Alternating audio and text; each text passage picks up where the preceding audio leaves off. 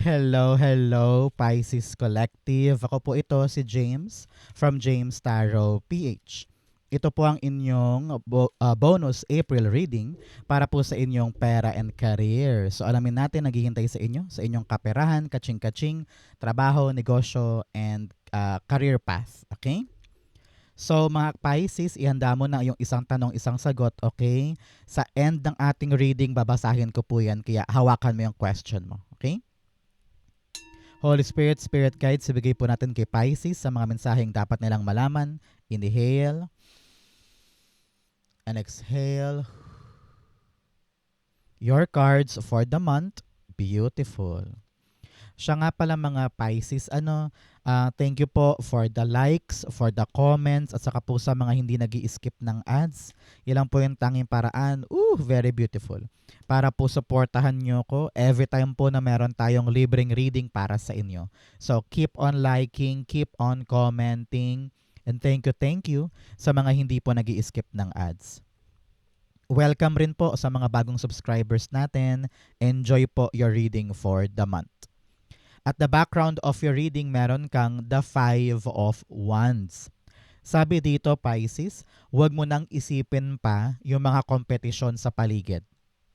Example, meron kang negosyo, meron kang career path, enough na daw of comparison. No? Kailangan daw tayo ay nakafocus sa ating sarili, sa ating career growth, sa ating improvement, sa ating sariling business. No? Kumbaga takpan mo ang mga mata mo kapag meron ka nakikitang insecurity sa ibang tao. Okay?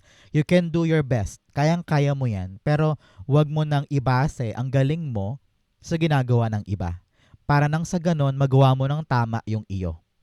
Okay? Pinapayuhan ka rin this month, Pisces, na huwag makipag-engage sa mga drama, sa mga issue, sa mga away-away, no? Kapag meron triggering na talaga ng gatong sa'yo, hayaan mo. Huwag mong patulan, huwag mong bigyang buhay. Okay? Focus tayo sa ating mga importanteng bagay. Pinapayuhan ka rin to make up your mind. Meron po sa inyo, gulong-gulo ang isip. Hindi malaman kung anong dapat gawin, hindi malaman kung saan magsisimula, kung ano yung tamang diskarte, kung ano yung tamang aksyon. Panahon to para linisin ang isip, no? At talaga maging cohesive. Cohesive ang mga gagawin this month. Okay? Especially in your core energy, meron po kayong the Three of Pentacles. It's all about you gaining the approval or gaining the parang pagkilala ng mga tao sa paligid mo. Naramdaman ko dito na panahon na para magpakitang gilas ka. Ipakita mo na yan. Ilabas mo na yan. Kung yan man ay produkto, kung yan man ay talent, kung yan man ay suggestion or idea, panahon na daw para isabi, para ipakita, para malaman nila. Nang sa ganon, makita mo, matimpla mo kung ano yung reception nila sa ginagawa mo. Nakita ko rin dito, if you are into social media, no, balak mo magtayo ng sarili mong YouTube channel, no, the right people will come to listen to your or to watch your video, no. Nakita ko yung paglago dito ng subscribers, followers, watchers, ganyan. Ganon din sa yung negosyo. Dadami yung kliyente, dadami yung mga customer because ready kang ipakita sa kanila kung ano yung kaya mong i-offer, no. Kaya wag mo nang abalahin pa ang sarili mo sa pagtingin sa ibang tao, sa pagtingin sa ginagawa nila, sa progress mo, sa progress nila. Magkaiba kayo eh. So, just focus on yourself and show them all kung ano naman yung kaya mong i-offer. Okay? Because the right people will grow closer to you. Mamamagnet mo na yung mga tamang tao para tulungan ka sa purpose mo. Okay? Importante yan. Three of Pentacles, the Ace of Swords. Yes, this is a card of breakthrough. Paglagpas mo sa mga bagay na mahirap. Paglagpas mo sa mga bagay na komplikado, magulo, gusot-gusot, or paiba-iba. Ngayon, malinaw na sa isip mo kung ano yung tamang diskarte. Malinaw na sa isip mo kung ano yung dapat mong gawin at kung kailan mo siya gagawin. Okay? It's all about you winning the hardship, winning the competition, and standing out. no? Panahon na para mag-stand out ka at makita nilang lahat, luminaw sa kanilang lahat kung ano yung dapat mong gawin. Pinapayuhan ka ngayon ng Pisces to have a clear communication, no? Makipag-usap ka, ang bala mo ngayon ay ang dila mo at ang boses mo. Okay? So, talk nicely, speak effectively, at magkaroon ka ng conviction sa mga bagay na gusto mong panindigan. Okay? Importante yan, isabuhay mo this month. So, mga Pisces, ano ba yung mga pera mong hinihiling, mga career mong hiling dyan? I-comment mo na yan sa ating comment section. Darating yan sa'yo this April. Okay? I-manifest natin yan, darating yan. In the area of what you need to focus on, meron po kayong the Eight of Pentacles. Focus ka sa pagpapataas or pagpapahasa ng iyong skill set. Okay? Example, meron kang tinatrabaho ngayon, yung YouTubing halimbawa, or paggawa ng content creation, or halimbawa meron kang trabaho na kailangan talaga puliduhin natin ngayon, kung kailangan mo manood ng maraming tutorial sa YouTube, o kaya mag-seminar, o workshop, training, kailangan mo daw daanan yan. Nang sa ganun, mapahasa mo, mapatalas mo ang iyong skill set. Importante dito, Pisces, hindi ka kontento lamang sa mga experiences mo. You need to learn, you need to take up new classes, or magkaroon ng advancement sa mga kaya mong gawin. Okay? Pinapayuhan ka rin to work hard. Ipakita mo na yan, i-display mo na yan. Panahon na para kumilos, nang sa ganon, mailathala mo na kung ano yung ginagawa mo. Eight of Pentacles, the Nine of Wands. Huwag susuko, huwag bibitaw, no? Kumbaga narinig ko dito, gumagana na eh. Gumaganda na eh. Meron ka ng pagkagana sa isang bagay at kitang-kita ko dito na you are working just fine. So, do not quit. Do not be rattled.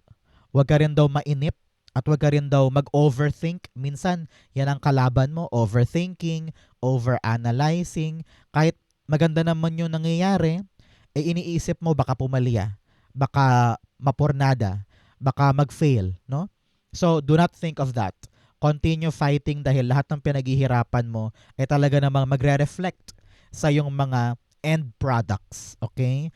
Kung ano yung resulta ng serbisyo mo o ginagawa mo, yan ay reflection ng mga pinaghirapan, okay? So, wag bibitaw, kaya mo yan, no?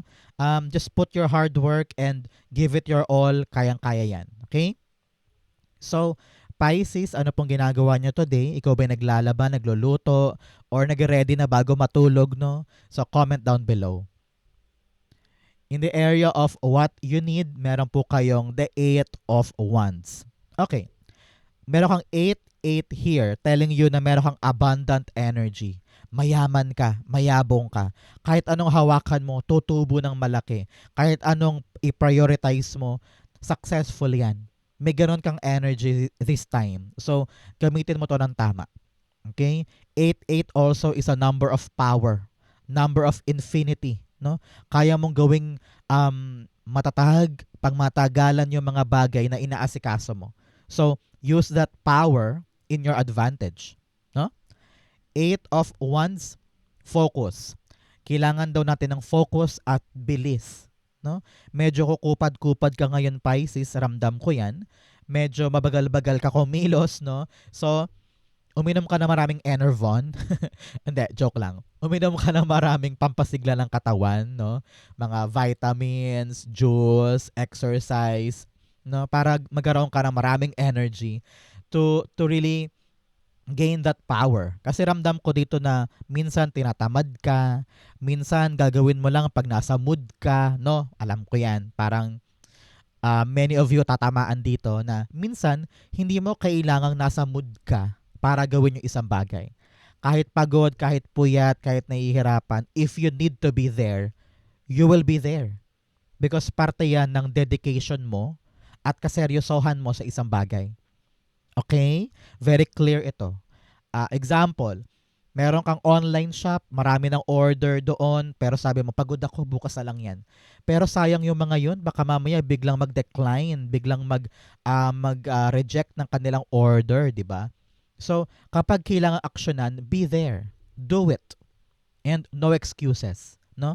Panahon to para mag-focus, give your full attention sa isang bagay para bumilis din ang kanyang andar. Okay?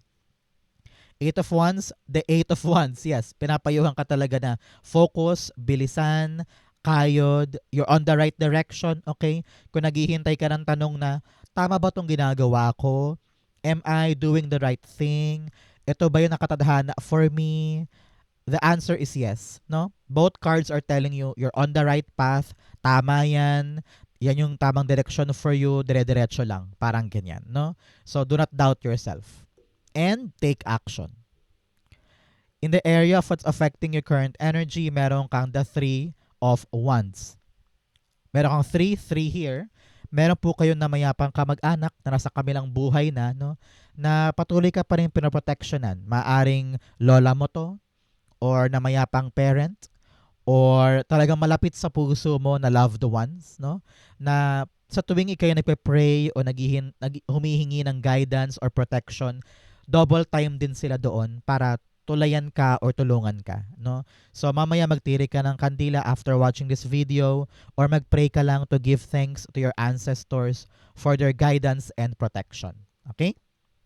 So, with the Three of Wands in your Three of Pentacles, sinasabi dito, Pisces, na panahon na para humakbang. Panahon na para gawin yung dapat gawin, to show them all, to show off, to present, to begin, no? Nang sa ganon, makita mo yung mga taong makaka-appreciate or makatulong sa'yo sa bagay na ito. Kung nakatayo ka lang dyan, nakatanaw, walang mangyayari. Panahon na for you to expand, to grow, to take action, to begin something. Meron sa inyo ba biyahe? 3 cards are telling me of transferring or may literal na biyahe. Baka sasakay ka ng barko, eroplano, no? Merong pagbiyaheng dapat maganap para asikasuhin yung isang bagay, or maaring mental travel ito, no? You're traveling from one current state of mind to another current state of mind, no? Parang meron ka ng learning or understanding or mga pagbabago na balak mong i-implement sa buhay mo this time. So kitang-kita ko dito na wag nang tumayo dyan, aksyonan na. Nang sa ganun maipanalo mo na yung bagay na dating nagpapahirap sa'yo. Okay? Three of Wands, the Six of Wands, yes. You're really on the path of success. You're on the path of greatness. So ano pang hinihintay natin? Tutunga nga lang ba tayo dito kung alam mo naman sa puso mo na maaari mo tong maipanalo at magdulot sa'yo ng magandang buhay. Ramdam ko dito na marami kang pressure sa paligid, kaya siguro nahihirapan kang kumilos because you don't know how to keep up with the pressure. Siguro marami kang kapatid, magulang, kaibigan na parating tinatanong, kamusta na Pisces yung lakad mo? Kamusta na yung ginagawa mo? Okay na ba? Meron bang update? Ganyan. So, ramdam ko dito na yun ang humaharang sa iyo eh. Yung pressure. Yung mga matang nakatingin. Yung mga matang handang husgahan ka sa bawat action mo. No? So, sabi ko nga kanina, always focus on yourself. No? Isipin mo lang yung sarili mo at huwag yung ibang tao. Nang sa ganon, magawa mo siya dire-diretso hanggang sa magtagumpay ka dyan. Okay? In the area of what you need to see in your near future, meron kang the Wheel of Fortune. Pagbabago ng iyong tadhana. Kapag talagang inisip mo lang yung sarili mo at hindi mo na pinahalagahan yung judgment ng ibang tao at gumora ka sa pakikipagtulungan or pagpapakitang gilas ng skills na yan, you will win it. No? Things will change. Talagang nagsumikap ka, nagtrabaho ka, you put the hard work at hindi ka bumitaw, no? At talagang naging focus ka sa direksyon na ito, eventually, your kapalaran will change in your favor. Kung nahihirapan ka ngayon sa pera, sinasabi ko sa'yo, magabago na yan. Kung gahol na gahol ka or upos na upos ka sa career path mo, sinasabi ko sa'yo, magbabago yan in the near future. Everything now will turn in your favor. Kaya importante, labanan natin kung ano yung mga dapat nating labanan. Nang sa ganun, maangkin natin yung para sa atin talaga. Wheel of Fortune, the Ace of Wands, new life, new beginning. Some of you are gonna have a new home, no? Punong-puno ang pocket ng biyaya or makapal na yung wallet mo, no? Kitang-kita ko dito yung confidence mo to enter this new life, no? Ayaw mo na kasi ng paulit-ulit, ayaw mo na ng same old story. You want something more, you want something new, at iyayakapin mo yan in the near future. Ramdam ko dito some of you are having this new house, new job, new territory, at ready kang namnamin yung magandang buhay na yan na nagpaikot sa tadhana mo. Congrats! May panalo akong nakita dito. 1, 2, talaga namang winning, maybe lottery, or winning in life in general. Nakita ko dito na uunlad ka na, mag-excel ka na sa bagay na kukunin mo or yayakapin mo. Congrats po. In your divine message, in your challenge rather, meron kang the Knight of Wands. Sabi dito, kulang ka sa drive. Kulang ka sa fighting spirit. Kahit kaya mo naman tumbukin, kaya mo namang hakbangan, kaya mo namang trabahuhin, parati kang takot. Marami kang inhibitions, marami kang excuses, marami kang dahi-dahilan na, ay, ayoko pa ngayon, di ko pa kaya. Ay, marami pang aberya. Ay, kulang pa ako sa pera. Ay, wala pa ako sa mood. Marami kang excuses to begin something. So, yan ang challenge sa'yo this month. Is the driving force, the fighting spirit to begin something or to enter something. So, pinapayuhan ka dito na itabo yung takot, itabo yung inhibitions and fight. Because this journey is something na you cannot miss. Okay? So, kailangan baguhin natin dito yung mga pag-atras-abante natin. Knight of Wands, the Nine of Pentacles. It's all about you being independent and powerful. No? Kulang ka sa lakas ng loob na itulay yung mga bagay na alam mo naman na kaya mong makuha. Marami kang pangarap na sana mabili ko yun, sana makuha ko yan. You want the good life. You want the extravagant life. No? Gusto mong mabili yung mga gusto mo, makuha yung mga dating pangarap lang, pero kulang ka naman sa action para maganap yan. No? And your spirit guides are telling you, meron kang mga bagay ngayon sa buhay mo para simulan to. Kasi parati mo iniisip, ay sorry, ayoko munang gawin yan kasi kulang pa ako ng ganito, kulang pa ako ng ganyan, kapos pa ako nito, no? So, sabi, meron kang mga bagay sa paligid mo na magagamit mo para simulan yan, no? So, wag ka maghanap ng mga bagay na wala ka kasi yung meron ka ngayon, enough yan para simulan yung journey. Okay? In your fortune, meron kang desert passage, trust, there's a divine plan. Manalig ka daw na may plano sa iyo ang Diyos. Manalig ka na kung ano man tong gulong-gulong ito at mga dapat mong asikasuhin, meron niyang patutunguhan. Kaya, huwag kang magduda or huwag kang matakot sa mga bagay na hindi mo alam because God has a great, great, great plan para sa iyo. Okay? In your fortune, meron kang the Ten of Pentacles. Yes, uulanin ka ngayon ng blessing, uulan ng biyaya, ng grasya, ng pag-unlad, no? Sabi dito, kung ikaw man ay naghihintay ng pera na matagal na kabinbin, huwag ka mag-alala, ending na ng hardship dyan, makukuha mo na. Retirement money, insurance money, kita ko dito that you will arrive on a very, very smooth resolution, no? Many of you are gonna start to do a career path this month. Halimbawa, pupunta ka na sa Canada o sa ibang bansa, nakita ko dito yung permanenteng kita. Some of you are starting to build your negosyo this month, no? Maybe while watching this video, naghihintay ka kung lalago ba tong negosyo ko. Yes, no? Talaga namang stable ang kita dito long term.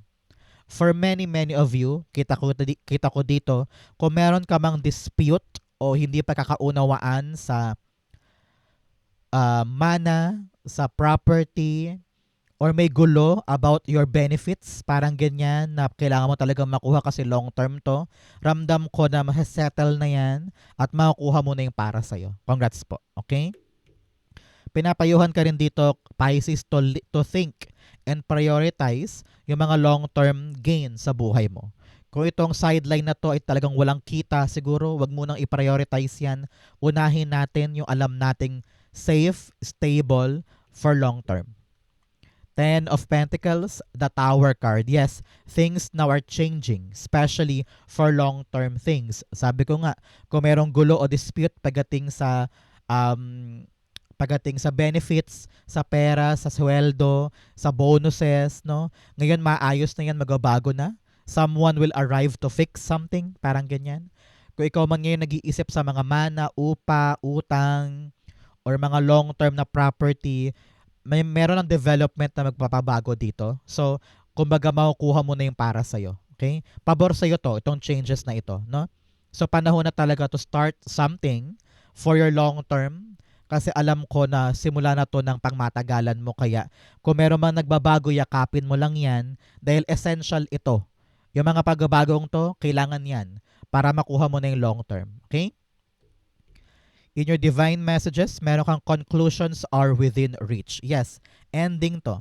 You have 10 here. Ending of a cycle, ending of a problem, ending of hardship dyan. At masagana na itong darating moving forward. Okay? In your divine messages, meron kang justice card. Pinapayuhan ka, Pisces, before you make a move, klaruhin mo muna. Kalkalin mo muna. Do not jump into conclusions agad-agad. Example, meron kang pipirmahang kontrata, aralin mo muna. Dapat lahat ng nakasulat dyan naiintindihan mo before ka pipirma. Kung ito man ay pag-oo sa isang kliyente, halimbawa, ikaw ay nagbebenta ng isang serbisyo, halimbawa meron kang chairs and tables businesses, no? So, kapag may rerenta sa'yo ng table and chairs, kompletuhin mo muna yung requirement. Kausapin mo muna, kailangan may kontrata, kailangan legit, no? Nang sa ganon, hindi ka naman mauwing lugi or hindi ka pumasok sa isang komplikadong sitwasyon. Okay? Kaya kailangan lahat klaro. Huwag ka magpapalunod sa gulo or sa etche-boreche sa paligid. Kailangan everything is clear, legit, may pinanghahawakan, may ebidensya. Para nang sa ganun, pag sumugod ka doon or pumasok ka doon, alam mo yung pinaglalaban mo. Okay? Mag-ingat din sa mga tao na halimbawa, ino-offeran ka ng ganito o inaalok ka ng ganyan. Kailangan legit. Kailangan kinakalkal mo muna para alam mo kung totoo siya o hindi. Ten of Pentacles, 10-10, talaga namang success, completion, gaining that ability para pumasok sa next stage ng life mo. Sabi dito, ang hakbang mong tama ang magpo-propel sa'yo para sa long-lasting na swerte and long-lasting na abundance. Kung mali ang action mo ngayon, baka maapektuhan yung pangmatagalan. Kaya importante, tama ang bawat hakbang. Okay? Outcome ito, bigyan muna kita ng fortune cards. You have a door, opportunities are waiting for you. Claim mo na to. Meron daw bagong oportunidad naghihintay para sa'yo. Baka ito na yung bagong trabaho o bagong sideline. Get it, para sa'yo yan. Spear, heartache over what you no longer have. Sabi dito, iniiyakan mo pa yung mga bagay na alam mong lipas na. So time na for you talaga para tumayo, i-accept yung change. Talagang gano'n ang mga bagay-bagay. You have a weeping willow, family sorrow. Kung meron kayo mga problemang pampamilya, mga away, sigalot, issue, panahon na para i-fix yan. Okay? You have a rat, someone working against you behind your back. Meron daw pong mga taong plastikada, mga taong, alam mo yon, iba ang pinapakita sa'yo. Kapag kaharap ka, pero pag nakatalikod, iba din. Narinig ko talaga dito, umiwas ka na lang, avoid drama, avoid issue, avoid conflict, hindi makatulong sa iyo yan. Okay? Ang outcome ni Pisces for April, pera and career, the Knight of Cups. Okay, ready ka nang i-offer ang sarili mo. Narinig ko dito kung meron ka mang negosyo, YouTube channel, or serbisyo, no? Kita ko dito na handang-handa ka na para tumanggap ng customer, tumanggap ng viewer, tumanggap ng mga taong mag-appreciate ng kaya mong ibigay, no? Nakita ko dito na in the end of the month, you are now ready to begin something or to start something. At kung ano man yung pinaghandaan mo, kitang-kita ko dito na buong puso mong iaabot. And many people will appreciate you. Kaya huwag kang bibigay sa mga obstacle, sa mga dapat asikasuhin. Pag ready ka na, walang makakapigil sa'yo. Okay? Knight of Cups, the Five of Cups. 5-5, changes are coming. Okay? May mga grand na pagbabago para sa'yo, kaya dapat mong yakapin yan. Sabi dito, talaga namang kung marami kang mga pagkakataon in the past na talagang nalugmok, walang pinatunguhan, bokya, no? So, wag mo nang isipin yan dahil meron mga bagong pagkakataon na pwede mong yakapin, pwede mong tanggapin na magpapasigla ng new chapter ng buhay mo. So, be receptive, be open. Meron pa dyan. Meron pa dyang iba. Meron pang bago. Kaya wag kang malugmok, wag kang malumbay this time. Okay? So, be ready. Pag dumating to, kailangan talaga full geared ka to offer yourself to para hindi masayang yung darating na bago. Okay? So, Pisces, dumako na tayo sa yung isang tanong, isang sagot. Close your eyes and concentrate. Ayun, tumilapon. Kunin na natin sila. Oh no, masyadong madami. I'm hearing hindi sila yon para sa'yo. Lagpas 6 eh. So, I don't think that will help you in your question. Okay. Concentrate. Think of your question. Inhale and exhale the cards that will answer your question.